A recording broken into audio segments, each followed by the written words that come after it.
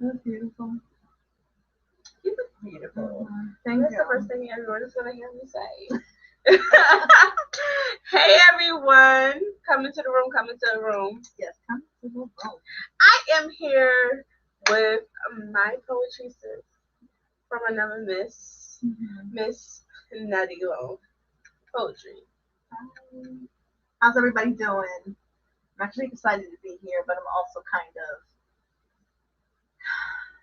I don't want to say nervous because I'm not nervous because, we are really good friends. Yes. You're like my sister. And so I just don't know, because this is not scripted. No. Like, we spoke today and I was just like in my bag and I said, you know what, I'm ready. I'm ready to share I'm like, well, you want to do this? She was like, tonight. And, with traffic and everything and the way my life was busy, I'm sorry it did not start at 7. But we're here now. We are here now. So thanks for tuning in. Give me a minute so I can start sharing it to my group chat. I have a group page called They Took My Choice Away. So I definitely want to tag them in and tag a few people too. And while she's doing that, let me introduce myself. If you don't know, if this is your first time tuning in, if you're only tuning in to support the lovely Nettie, my name is Nicki D, the poet. I'm nothing but a former shy girl who uses her poetry to help others find their voice. So basically, what I do is I talk about my struggles as a single mom. I talk about my childhood. I talk about growing up in religion.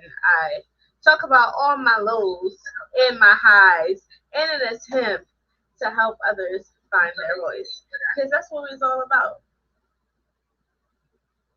I'm sorry. Hey. Oh, Lord. I really don't know what I'm doing here. I'm trying to share it, and it won't let me. And then we have Miss Nettie Long Poetry here. Welcome. Introduce yourself.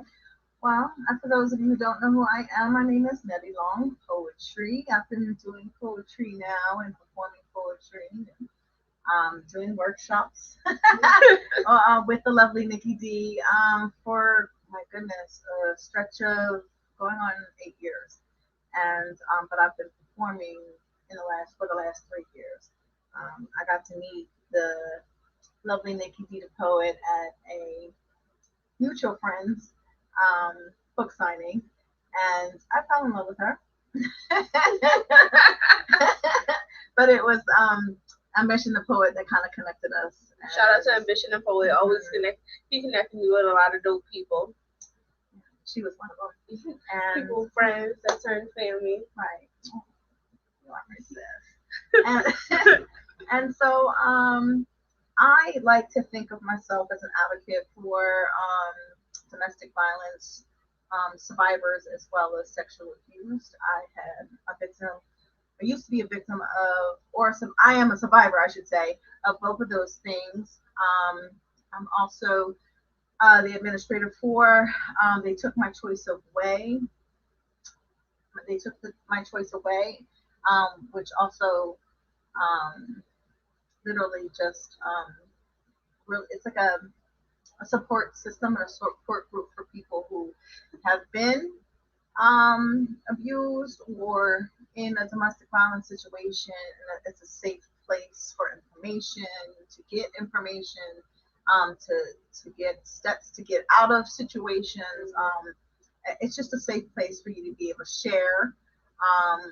And from that, I now do once a month, always telling a survivor story, which I am booked all the way up till next year, till the end of next year. And so I'm really excited because this month we get to see CCK. Check my posts. She's in the tag. Start following her. She's got a lot to share. But today it's about. Yes. So today is a new segment that I'm starting called Survivor Tales. Nettie is a survivor.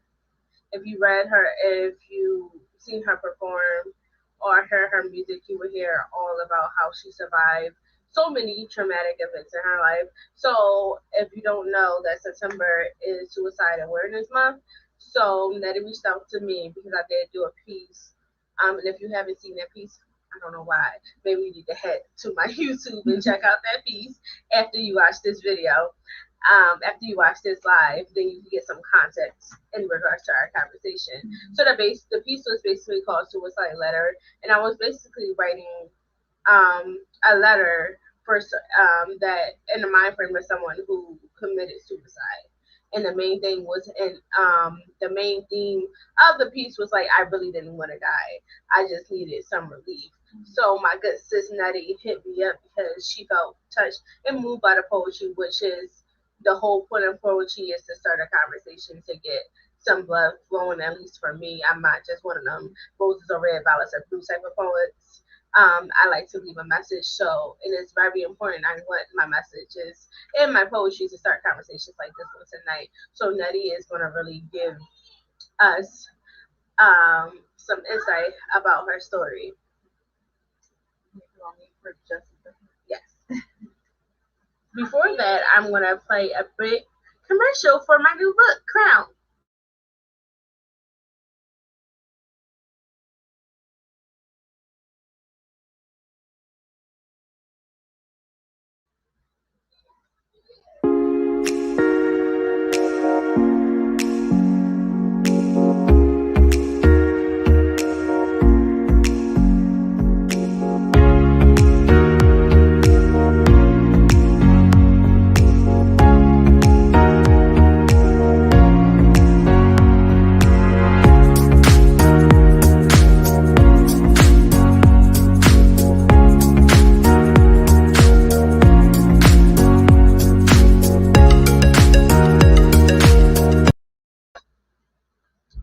So that is my the little promo for my book Crown, which is available both on my website at nickidpoet.org as well as on Amazon. It is available in both paperback and electronic format. Without further ado, Nettie, can you tell us a little bit about yourself and about your poetry? Yes.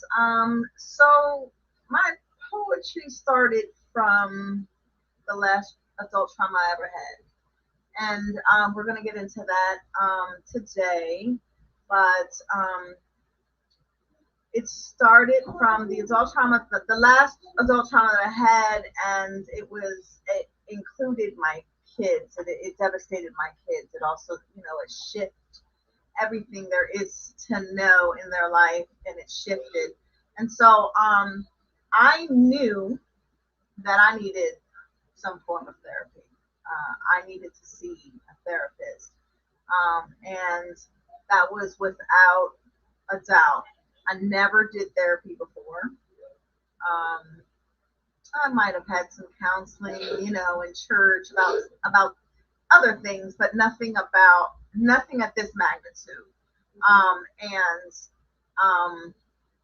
I fought my therapist tooth and nail because she was trying to give me coping skills, things to cope with, how to deal with what I was going through. And I fought her for like 6 months. I didn't want to write. I was barely existing at this point in my life. I was breathing was just the bare minimum that I could do in this situation, and it was just hard. It was just too hard to even muster up words. You know what I'm saying? I don't know if anybody has ever felt that way. That I didn't have it in me. I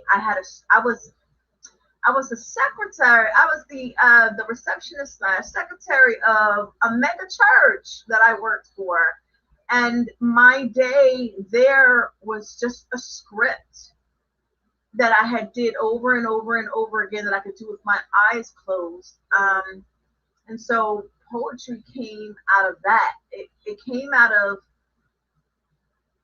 when I decided to surrender to writing.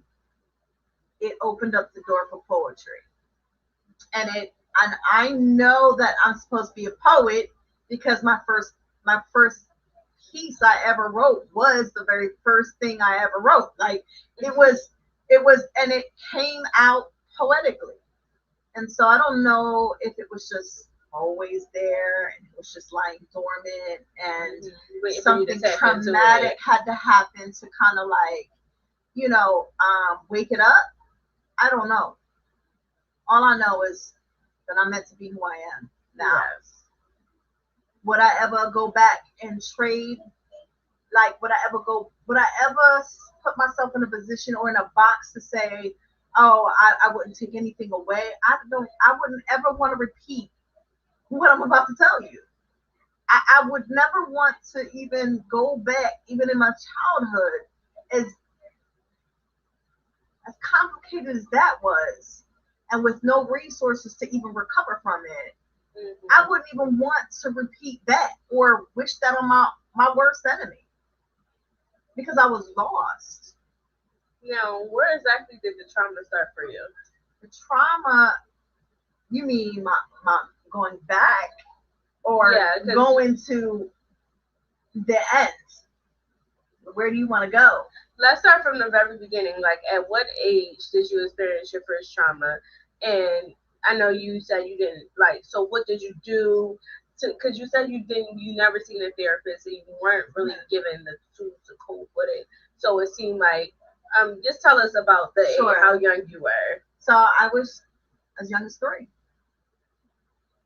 That was perpetual. That was from the same person. It was a girl cousin. It was somebody I was growing up with, and of course she was much older than me, but not an adult and not quite a teen.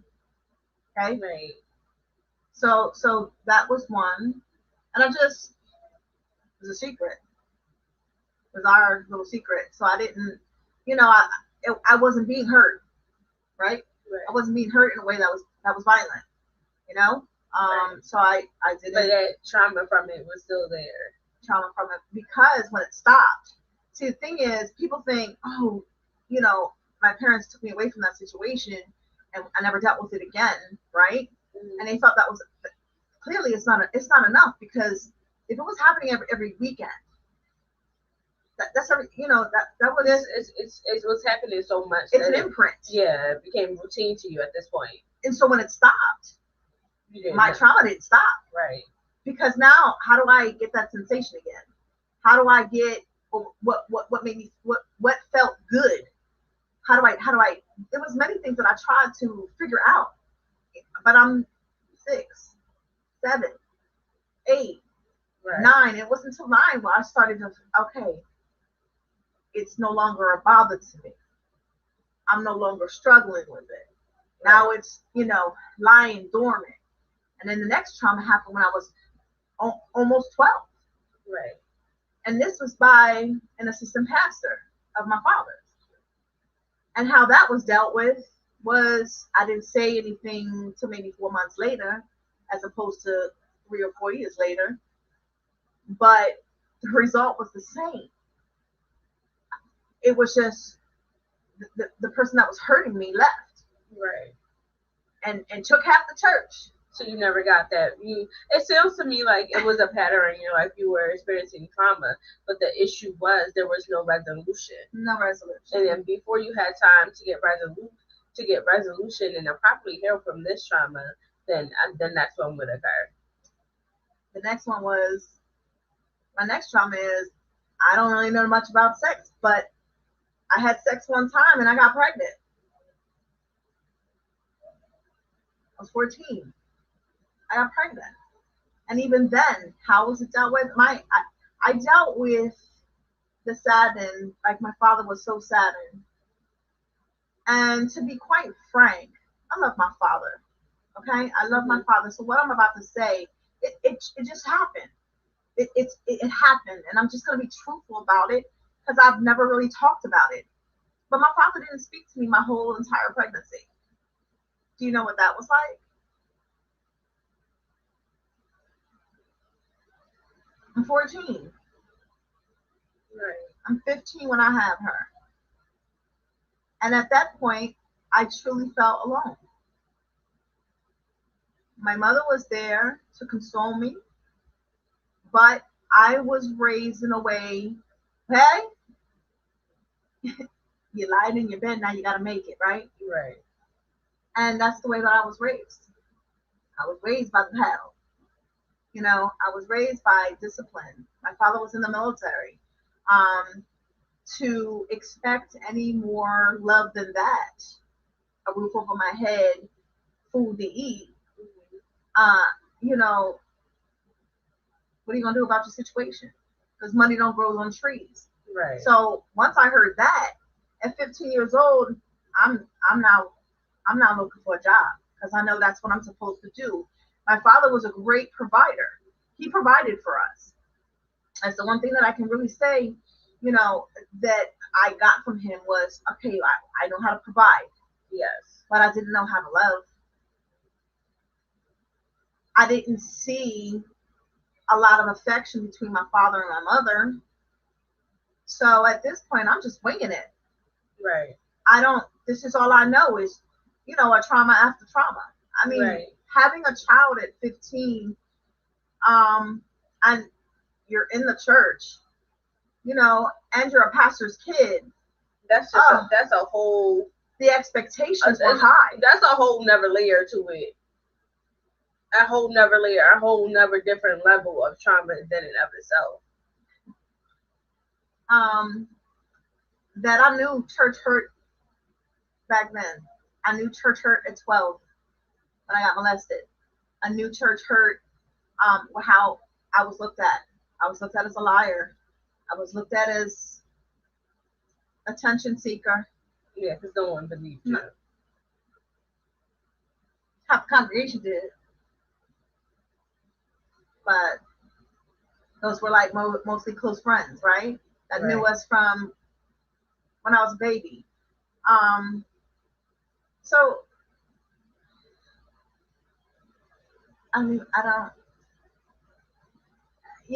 the trauma after that, which was what? I mean, I wouldn't say there was so much trauma in my high school years because I was just determined to, you know what?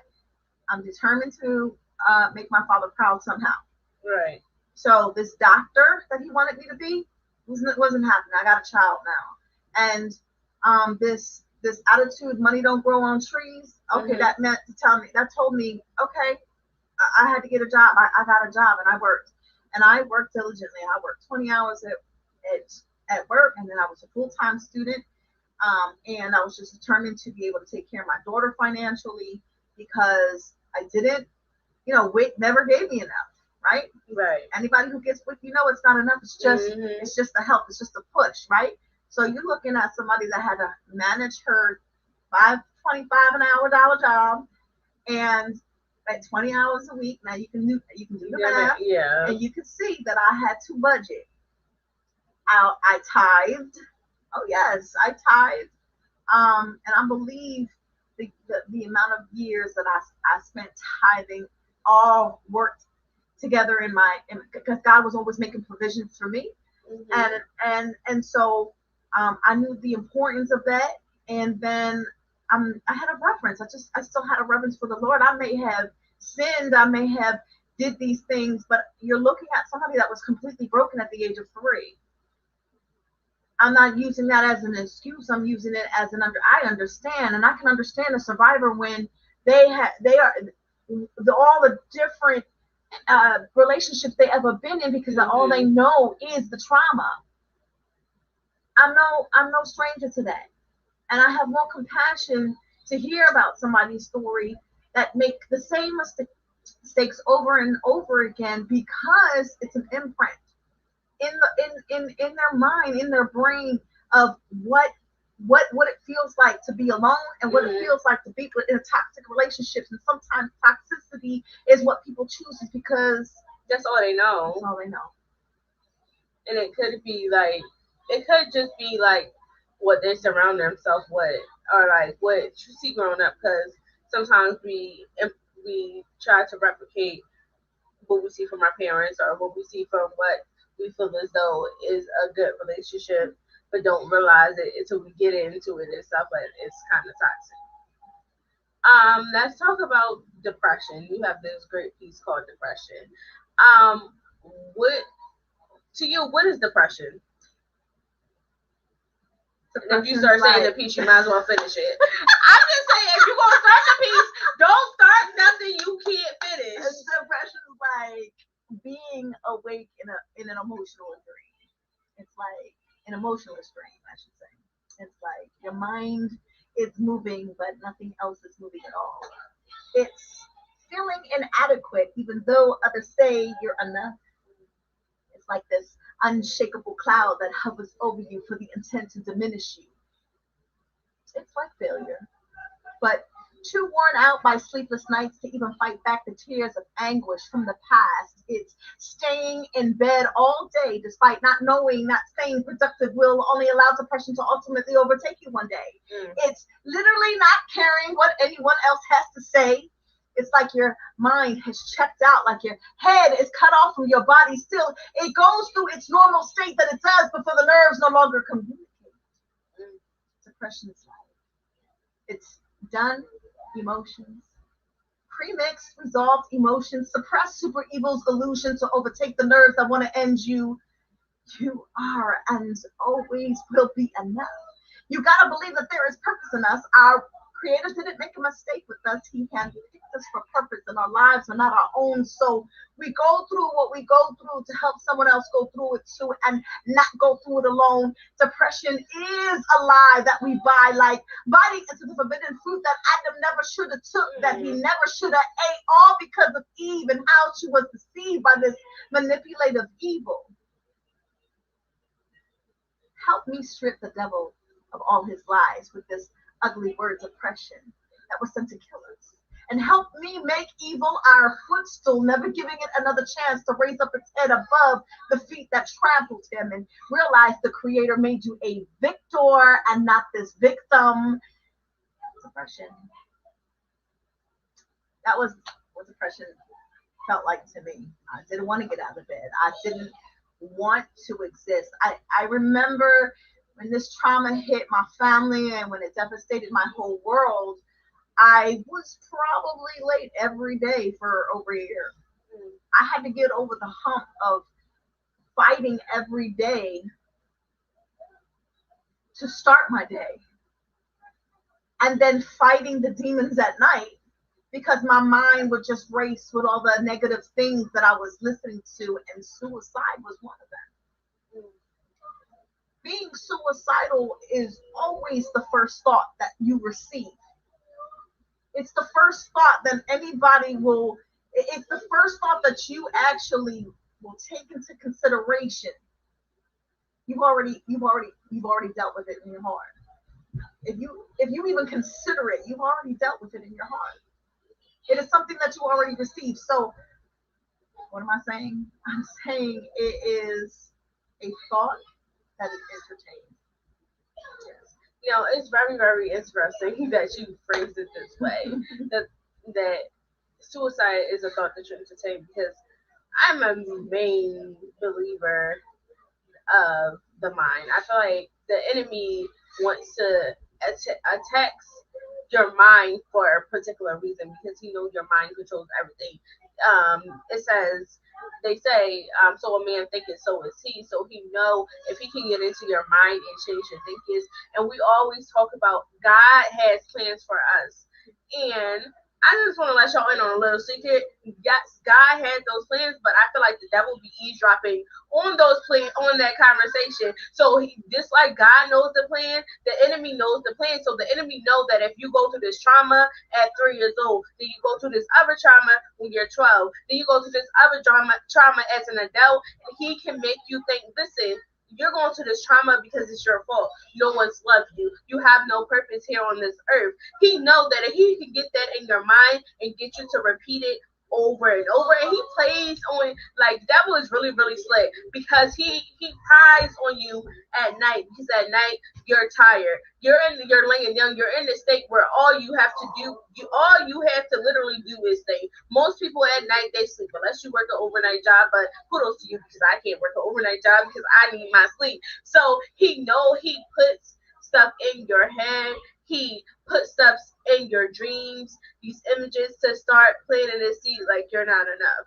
Oh, he bring back flash, and let's talk about flashbacks, because he bring back flashback. You can be everything okay, think you're over this trauma, and then he'll bring back that flashback in and be like, I remember that. I wasn't enough. I remember I couldn't reach out to anybody when I was at this low point.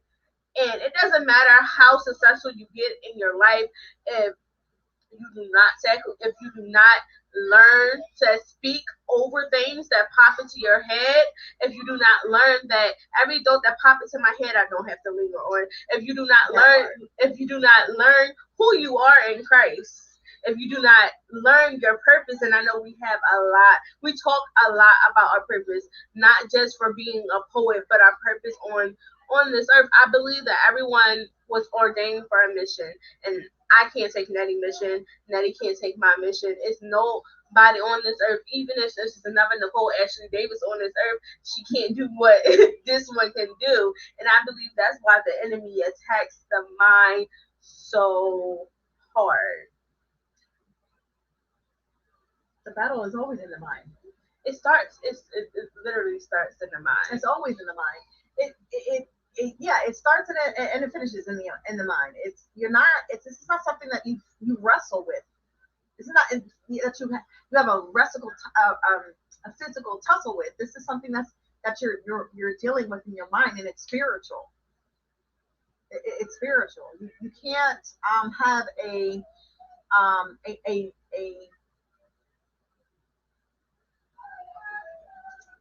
you can't have a spiritual connection without a spiritual lifeline.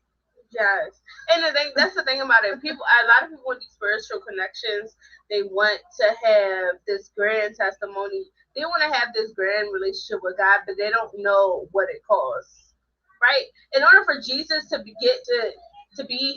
got to his seat, in order for Jesus to rise, because we love glorifying the fact that he rose, but we don't like talking about the fact that he was on the cross. We don't like talking about what he had to go through on earth. We don't like talking about the fact that no one liked him. We don't like talking about the fact that everybody thought he was basically a liar and crazy. We don't like talk about that, but we like glorifying things. And I feel like in this society we glorify a lot.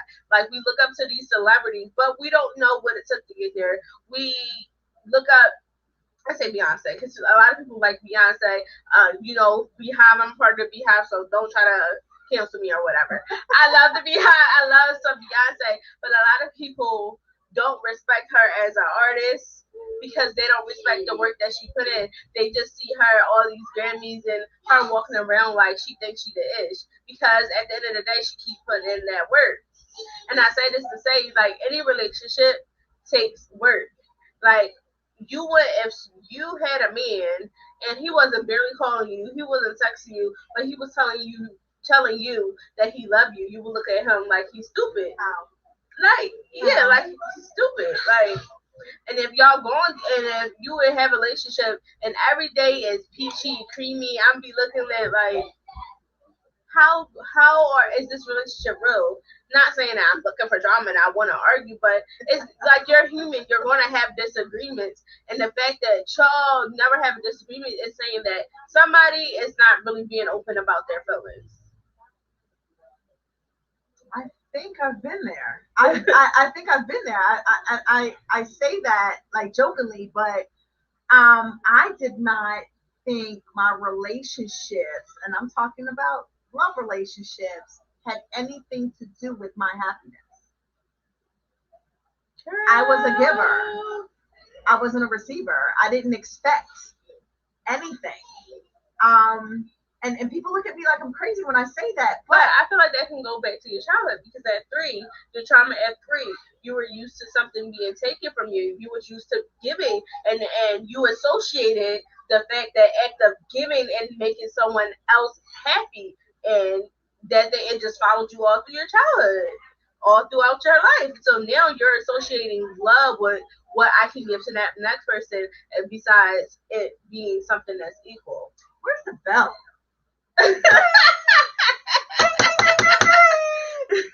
the fact that you understand that is because you probably have related to that in some form of fashion, right? Yeah. And so I think it's only people that can understand what that feels like, but they just never said it out loud. Yeah, Yeah. I feel like your adulthood in your 20s is basically learning how stuff in your childhood messed you up and trying to shout out to Bree Nix and her undoing journey because it's trying to undo all that cycle of toxicity, if that's a word. If not, I'm a poet. I'm gonna say I'm a poet. I'm gonna make up my own words. But trying to undo all that stuff, and that's why I feel like people feel like their 20s is the hardest because it's like, okay, here you are. Like some people shelter their whole life. You're under your parents their whole life, and then you're 20 and you're like, am I an adult?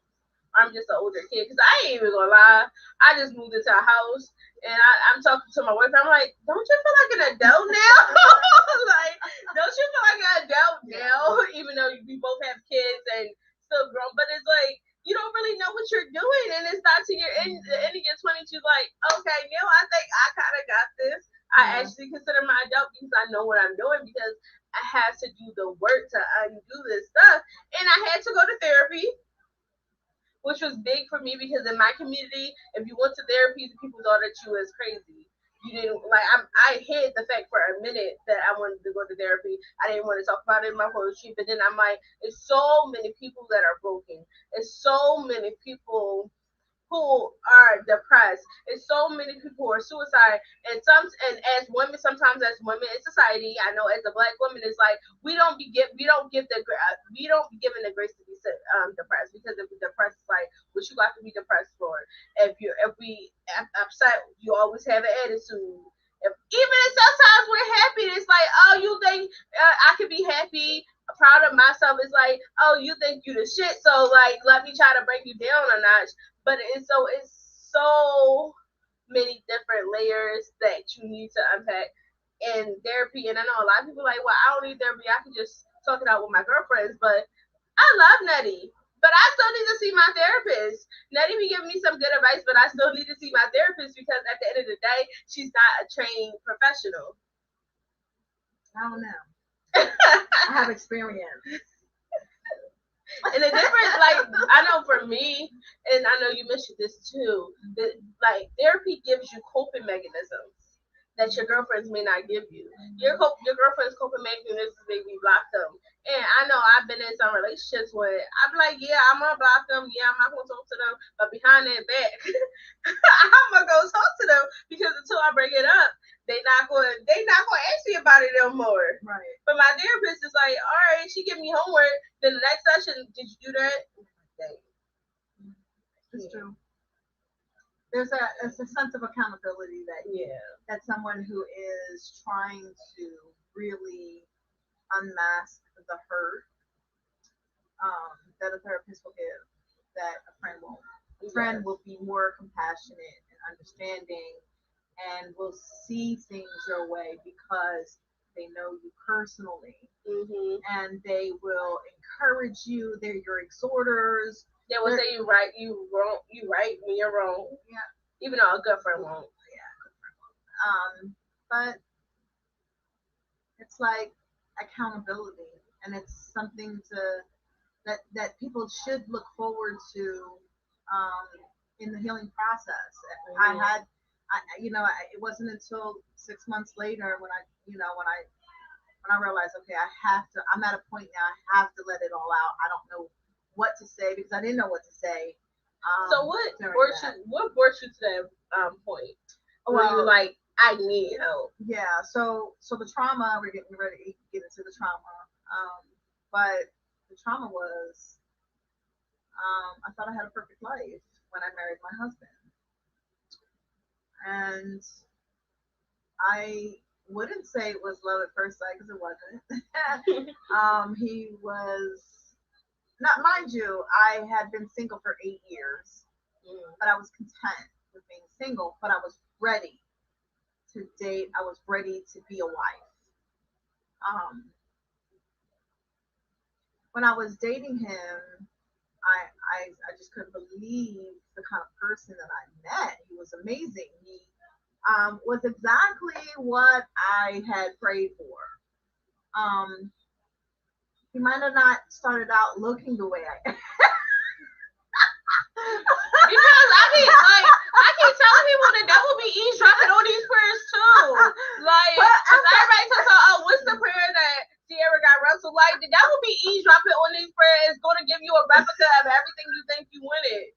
Like, he's an eavesdropper.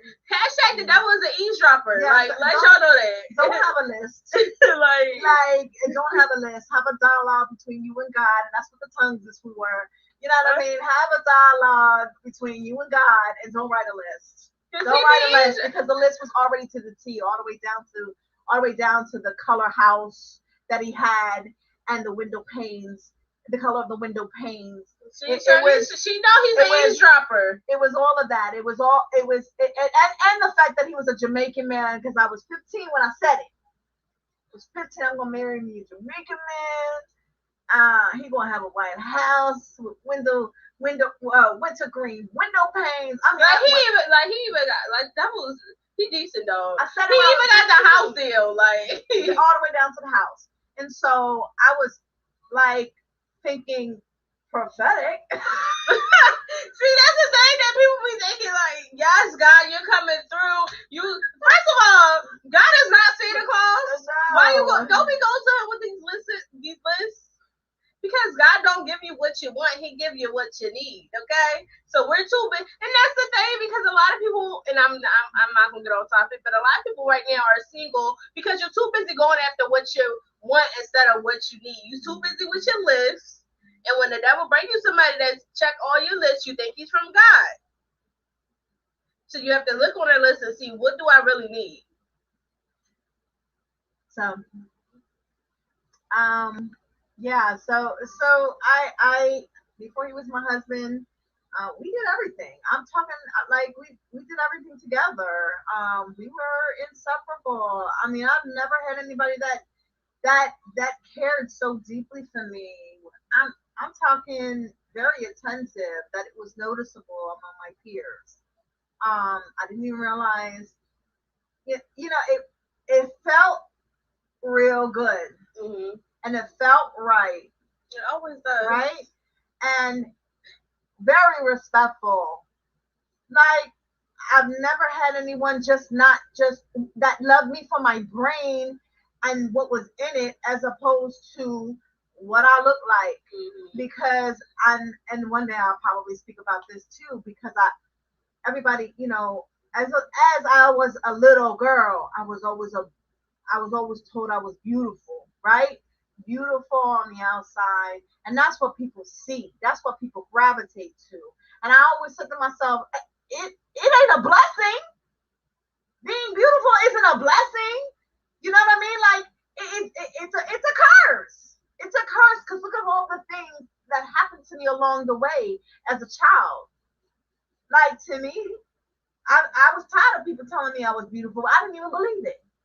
Why would I believe it? And so to have this type of happiness, I just wanted to snatch that happiness for me, because it was the first time I was being like appreciated for me. So we did the premarital counseling. We did the counseling for blended families. We were hungry to be this thing that society makes it almost impossible to be to coexist this way. You know what I mean? Like, yeah, there's the Brady Bunch. Yeah, there's people doing it, but are they successful at it? And it was important that we try to feed ourselves spiritually. I felt like we were on the same page. I've never been in a relationship where God was the priority. I was never in a relationship where he was when I say he was a man, to me, he was a man of God. Everything about him was respectful. I didn't feel pressured into anything. I didn't like, this was just it was too good to be true, but I chose my happiness and I snatched it. And even when my church home, or, one second, even when my church home asked me to just wait 3 months, because there was some things that had, I was shed light on, right? Some things and one of them was, and I'm just going to go out and say it, was that he slept with my ex-husband when he was married previously, he had slept with his own mother-in-law. And it was just something that I just could not literally get over. Like it was a hard thing for me to get over, and we got counseling for it, right? But I don't think he would have ever told me had his mentor said, you better say that truth, just so that there's no skeletons in the closet. Mm-hmm. Now I probably would have ended up finding out later because people talk. When Right. people split, people talk. And that would have been even devastating in the news. But I believe, like knowing this information and knowing who my mother was, like I felt confident enough that, you know what, that would never happen, right? That would never happen. But when people have like little skeletons in their closet and they have a hard time trying to deal with, hey, this sort of thing happened, and I think you should know about it. I think it was brave for him to even come out and even tell me. He didn't have to tell me. Right. So you're thinking he told you because this is something that's not going to come up again. It's not. Why would it come up again? Why would I even be bothered by that? Right?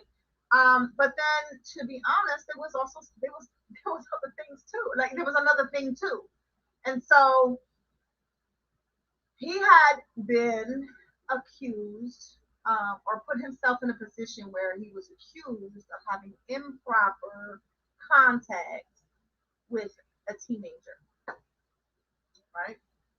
And this was something before we even started our relationship, this is something that he shared. He's like, listen, I don't even want to start anything with you. I need to tell you up front that this is what I'm dealing with on the back end. And I understand if you walk away. And so I said, and the whole time I felt like the Holy Spirit was telling me he has something to tell you, but it's something you can handle. That's what I kept feeling. Like I knew he needed something we're in the beginning stages of like getting to know each other, but I knew it was something big. I just didn't know what. And the whole time I was discerning that's it's gonna be big, you can handle it. And the reason why they're like, what?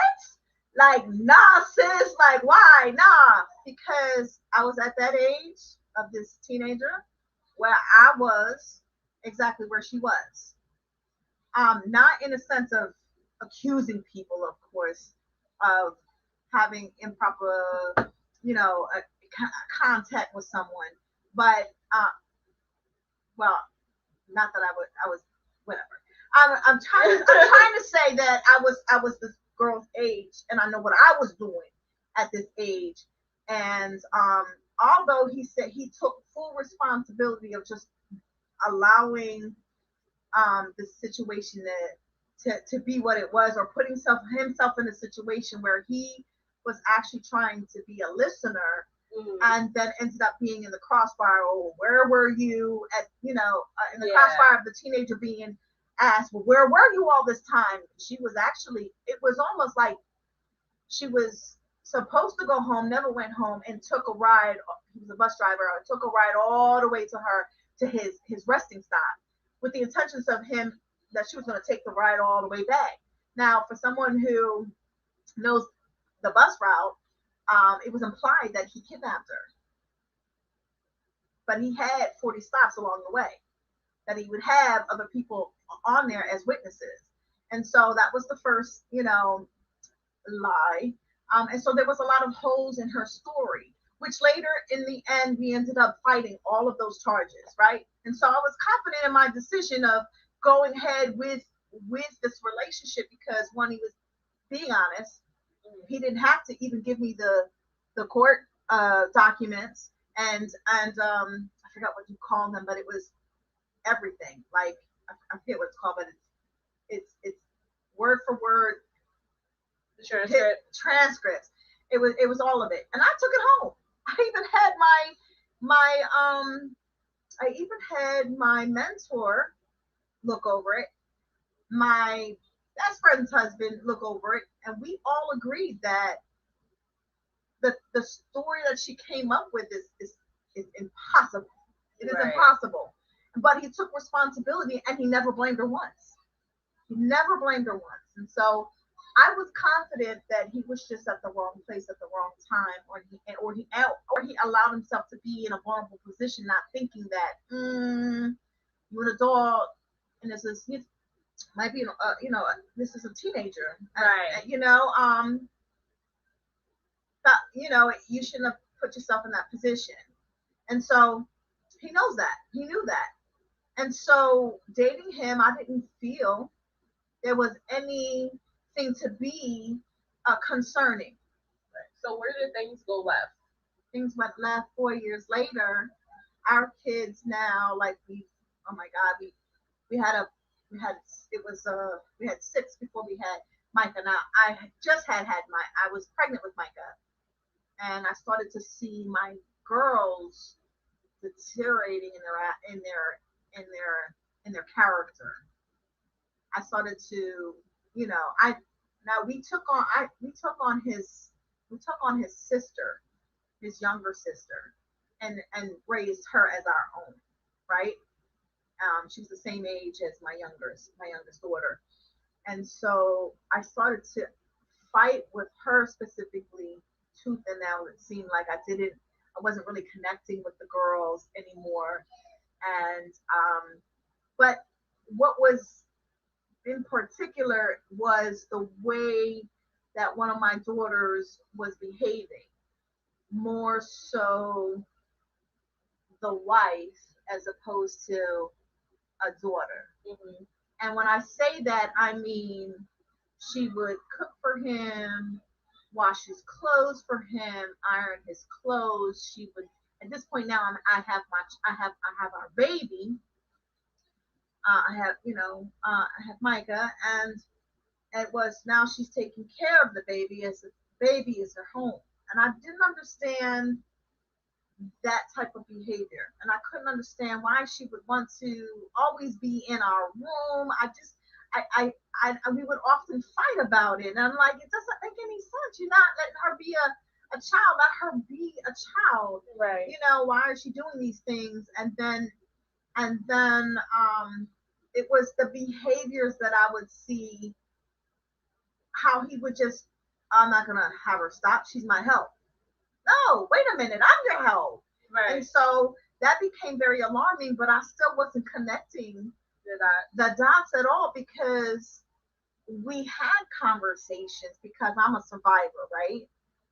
I had conversations with my kids, even with my boys, about the importance of, hey, no, of improper touching, and touching it all, and what was safe and what was not safe, and that even if I was the culprit, you were to tell on me. That's how serious it was. And then my girls were at an age where if I saw like something that would be educational, and like, what would you do in this situation? Mm-hmm. And we would have these role plays on a consistent basis. So it wasn't that I was blinded, or I was blinded at the fact that they felt like they couldn't talk to me. Right. And so when I say all that, I'm going to lead to the next thing. Was eventually one of them came and told me that he was molesting them. I've never shared it for y'all to understand where I'm at. And then 8 years later, how did this happen? Was it, here's the hard questions. These are the things that I was dealing with. Was it the fact that it was there? It was there.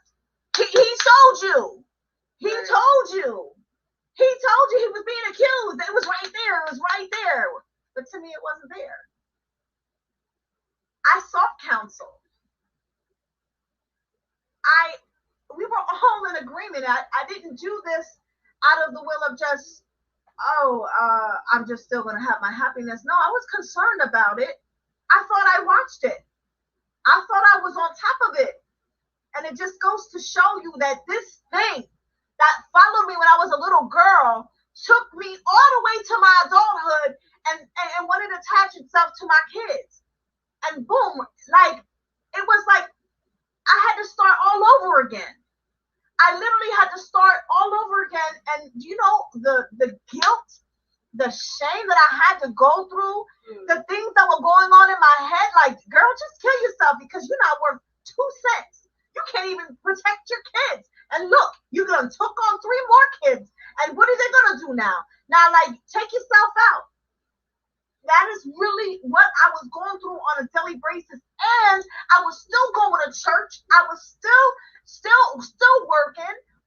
And I'm going through all of this, all in my head, thinking like, I'm like, who knows? Everybody's asking me, I haven't seen your husband in a while. You know, I'm gonna pray for y'all. No, don't pray. I would say that. I would cut people out. Like, don't pray for me. Don't pray for that man. You don't know what he did to me. I said, don't pray for me. You wanna pray?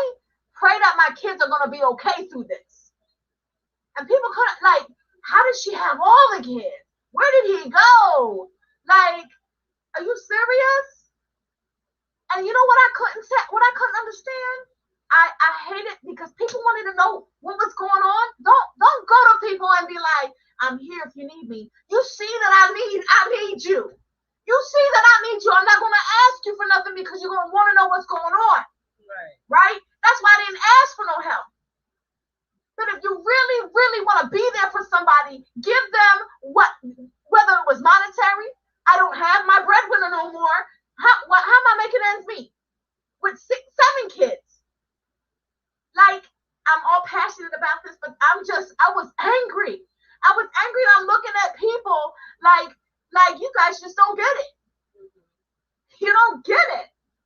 You know what when I chose to tell one person, you know what they told me? I knew there was something funny about him. Don't do that. I don't need to hear that. Yeah, because why didn't you say nothing? People always know after a fact. Do nobody need to hear that? I made a lot of mistakes. And I'm probably gonna continue to make them, right? Right? Because I'm human. I was guilty. I can honestly say this is why I always say, you know what, no, you know, once I got over the hump, and it took 5 years. It took 5 years, right? I've been writing for 8, but it took 5 years for me to actually step out. And you know what? I'm gonna talk about my. It started with my molestation. I'm gonna talk about that. And that was a 3-year run that I was doing, and I still do that because people still need to hear the intricate parts of what kids go through, you know, and how this thing will follow you to your adulthood because it is meant to destroy families. It is meant to destroy a child. So this thing is on my back, and I never got rid of it, right? Mm-hmm. It is trying to jump on to my kids, and it did. And it was successful because how in the world if how did I miss it?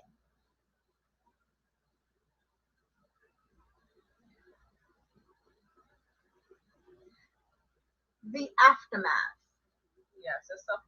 No, let's talk about these suicidal thoughts.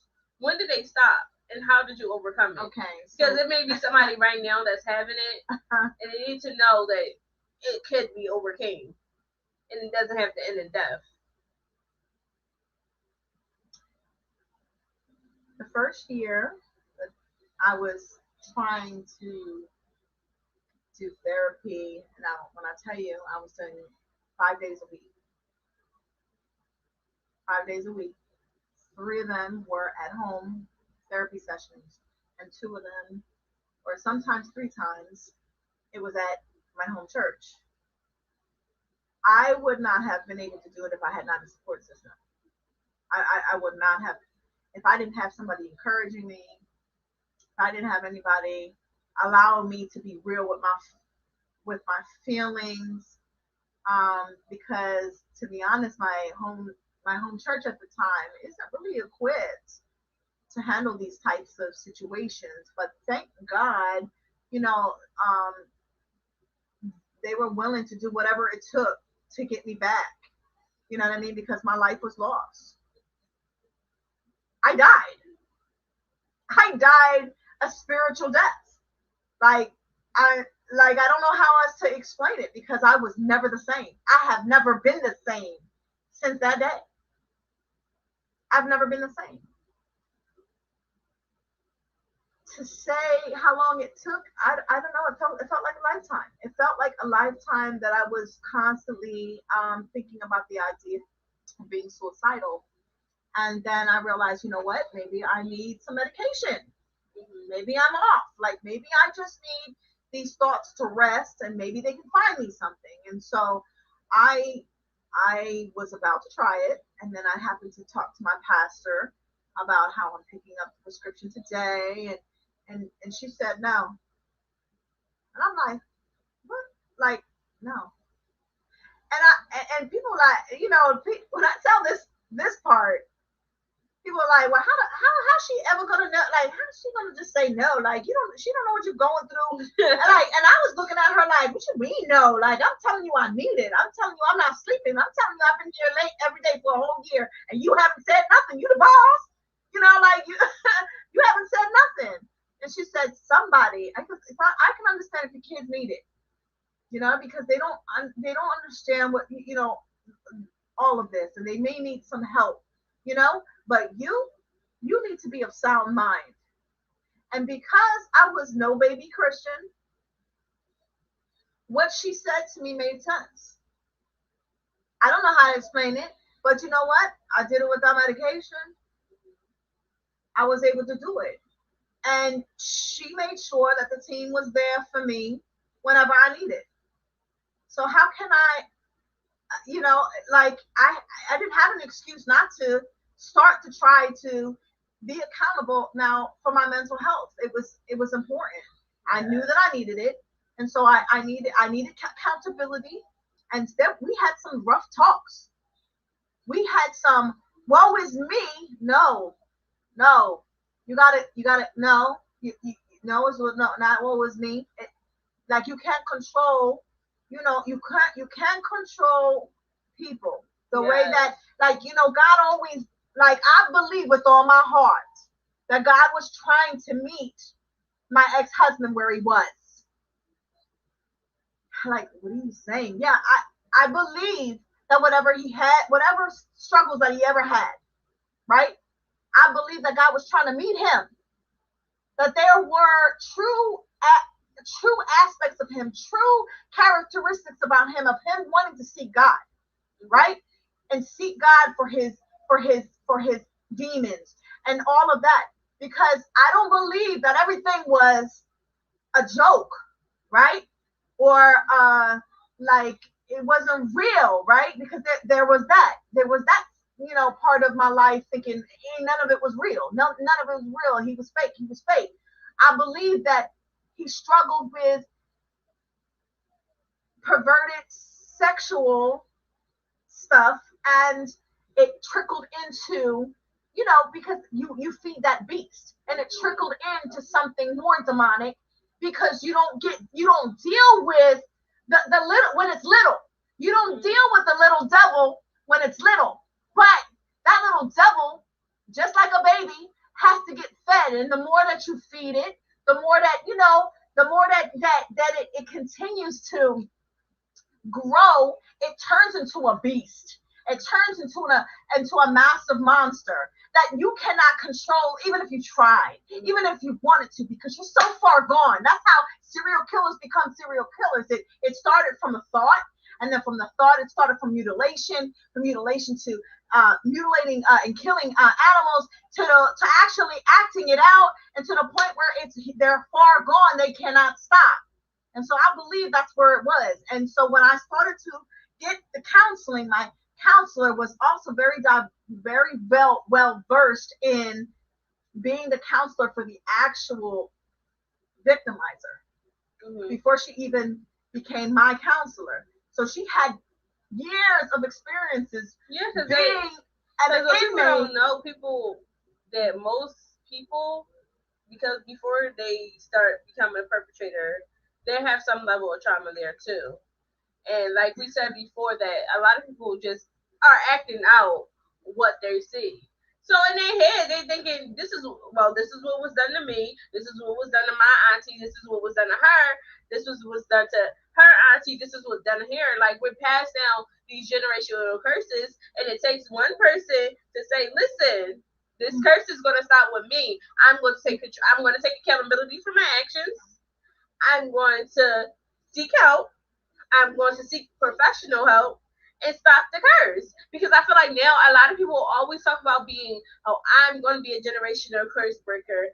I'm breaking all these boundaries. I'm breaking all these boundaries. I'm breaking all these curses. But like, we don't really want to put the action behind. We don't want to put our money where our mouth is.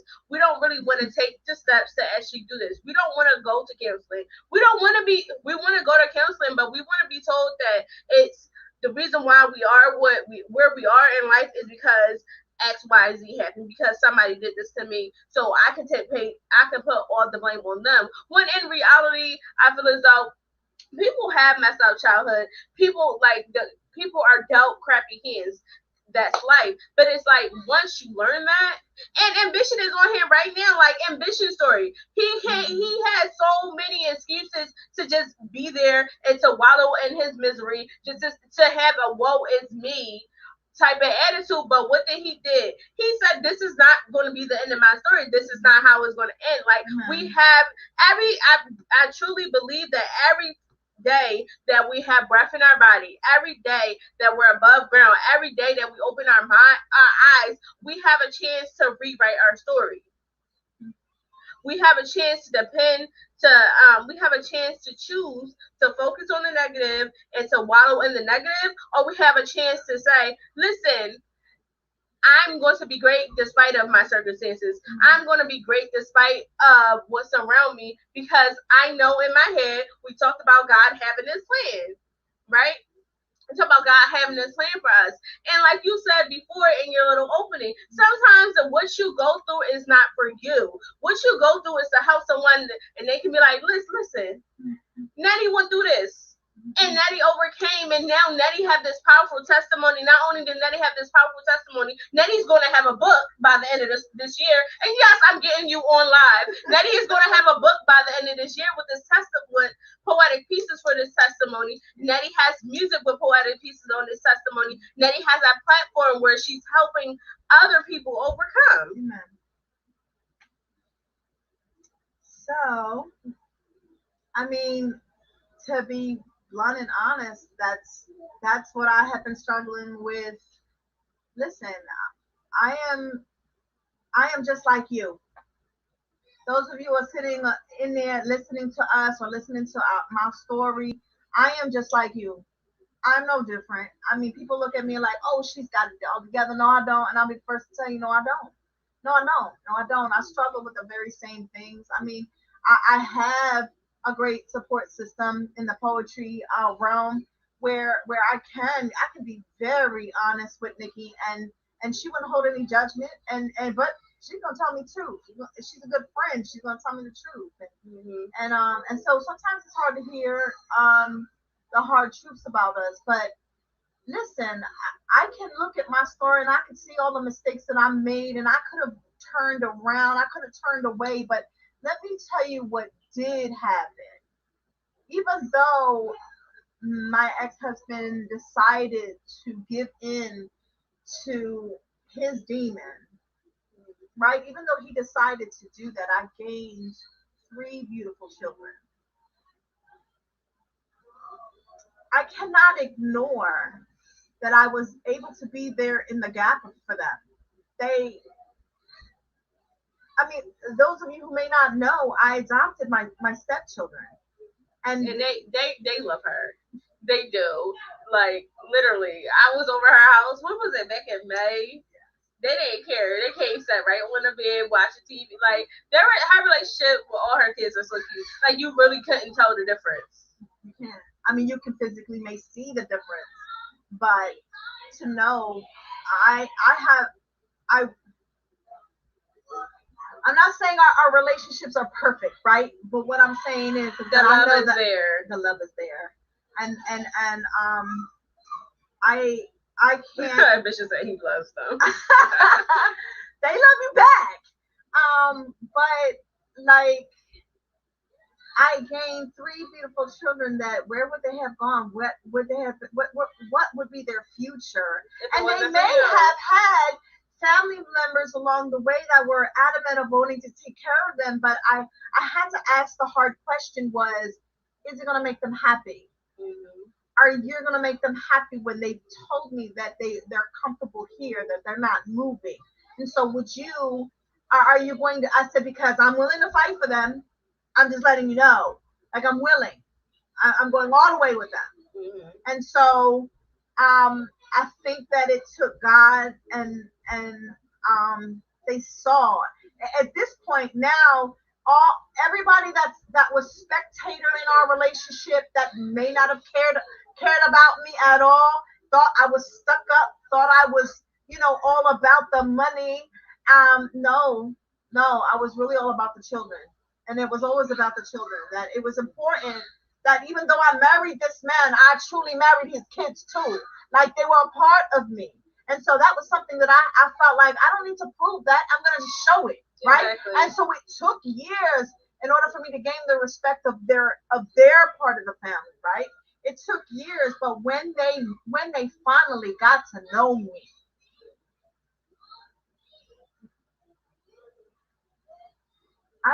when they finally got to know me,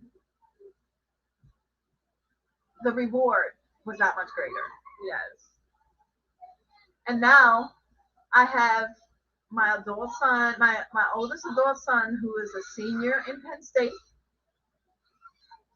and I have my youngest son, who is in Bridgeport, Connecticut, in college, his freshman year. I have a daughter who is a head cook at a facility. I've got kids that are doing music. I have, like kids that are flying to Atlanta. I mean, like it's unreal that they blossom into these beautiful things that I can't. I just. It goes back to God making provisions for me because I knew the importance of still reverencing Him, even in my mess. Mm-hmm. Like I couldn't. There was just no way that I could have gotten rid of my lifeline, and it would have been, and it would subdue me. Like you have to have a spiritual connection with God. You just have to, because and your life depends on where you go to church. Like our family life had to be connected to a church that was going to love us, that was going to nurture us, and I believe that I got that during the time as my kids were growing up.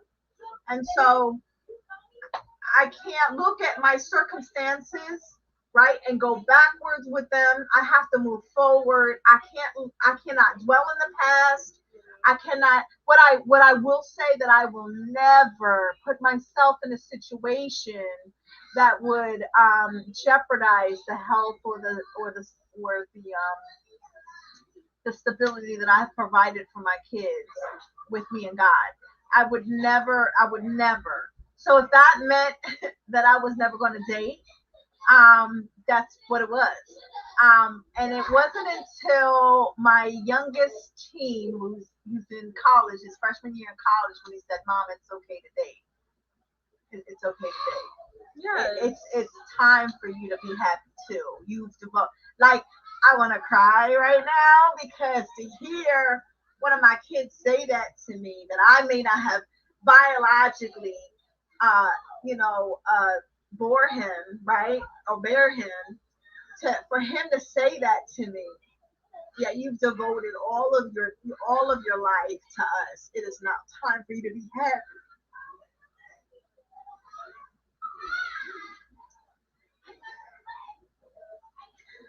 I did my job. Yes. And that was all the confirmation that I needed. But am I reckless out here? No. Yo, I'm not reckless at all. Because I still got walls. And I still I can tell right now this ain't gonna work. And let me keep it moving. Did she just say she still got walls? Can we edit this? Can we edit this live? Like, what? I still have walls. Like, to safeguard, because I have to be careful. Because okay, yeah, I wanted to clarify the ones you was talking about. No, listen, No. I'm saying that because I'm about to be real with you. I don't have a clue about this love thing because every relationship I ever had has failed. So I'm not gonna be clueless to say to myself like, but you know not what to you know what you don't want. That's true. I know what I don't want. I don't want nothing crazy. You like, because a lot of people look at these failed relationships in like a negative connotation, but I feel like they're teaching you what you don't want. They're teaching you like how to set boundaries.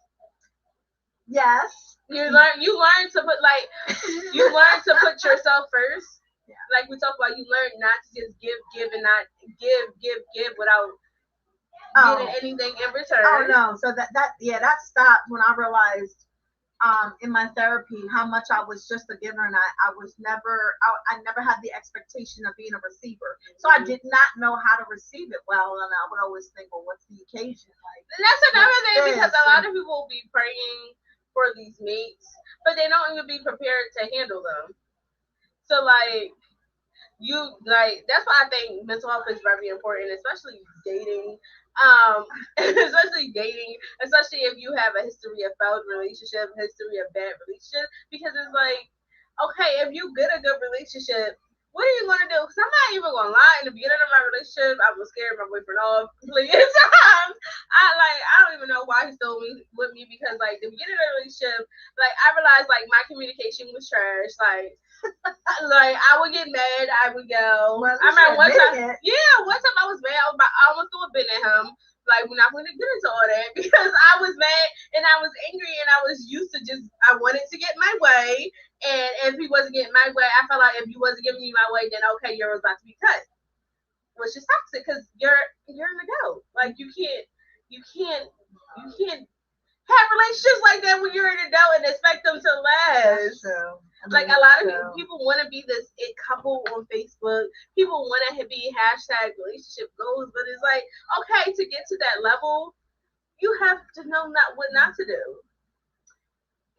I think that anybody that has gone through any type of trauma, the most important thing is your family. Yes. The most important. I'm talking about your immediate family. I'm talking about your kids. Your kids have to be the most important thing to you in your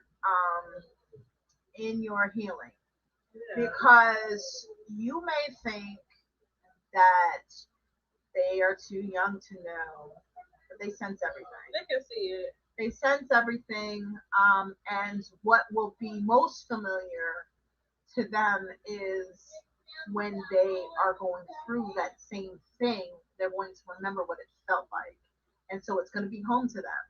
And so if toxicity is what you think you're hiding, it follows them. It's gonna know. Yeah, and they're gonna repeat it when it comes time for them to get into a relationship. Yes. They're gonna repeat it, and they're not gonna go know it's wrong, because it's like, okay, this is what I seen being done in my household, so this is what's going to be done. And you can tell them that it's wrong.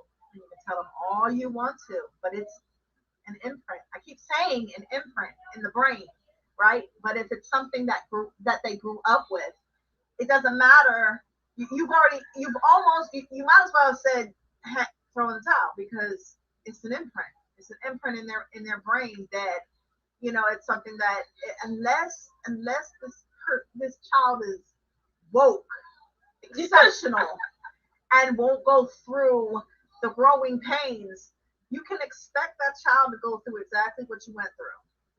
And that's why people say, oh, I don't want to have a girl, because I know I was a mess when I was when I was my mama's child, right. Like, and then they turn around and have a girl. I'm like, it's the karma.